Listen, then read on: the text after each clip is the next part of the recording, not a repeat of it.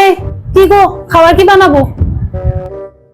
আরে বানাও না, তোমার যা যা খুশি বলবে না। আমি যখন যা খুশি বানাই তুমি সেটা খেয়ে উদ্ধার করে দাও না।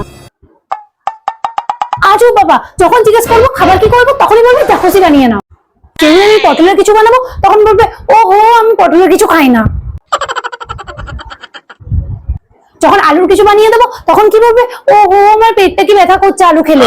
আবার যখন আমি ডালের কিছু বানিয়ে দেবো তখন বলবে ইস ডালের কিছু খেলে আমার গ্যাস অম্বল হয়। আরে এই বুকটাও খুব জ্বালা জ্বালা করে। এই চুপ, একদম চুপ। ভাত বানিয়ে দেবো তখন বলবে দুপুরবেলা ভাত খাইছি আবার ভাত খাবো, আমি আর ভাত খাবো না। আবার সবজি বানিয়ে দেবো তখন বলবে সবজি তো আমার ভালোই লাগে না। যেদিন চিকেন বানাবো সেদিন বলবে চিকেন আর আমাকে কত খাওয়াবে, আমি চিকেন খেয়ে খেয়ে বোর হয়ে যাচ্ছি। মানে আমি যেটাই বানাবো আর যেটাই বলবো সেটাই তুমি খেতে পারবে না। তোমার কিছু পছন্দ হলে সেটা তোমার বাবার পছন্দ হয় না, তোমার বাবার কিছু পছন্দ হয়ে গেলে সেটা তোমার মায়ের পছন্দ হয় না, আবার তোমার মায়ের কিছু পছন্দ হয়ে গেলে সেটা তোমার পছন্দ হয় না। এরকম ভাবে আমি সারাদিন চক্কর কাটতে থাকবো নাকি?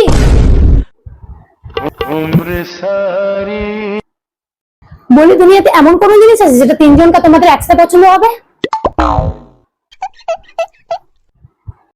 যেটা আমি বানাবো সেটা তোমরা আনন্দ খুশিতে খেয়ে নেবে আর বলবে খুব ভালো হয়েছে।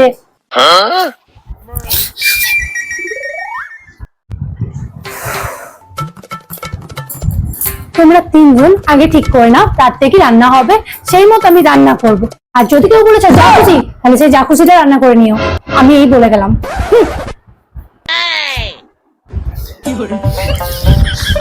বলি মা কি কি রান্না হবে আজকে মা? ভিডিও ভালো লাগলে লাইক কমেন্ট শেয়ার করে দাও। যারা ইউটিউব থেকে দেখছো তারা সাবস্ক্রাইব করে দাও, আর যারা ফেসবুক থেকে দেখছো তারা ফলো করে দাও।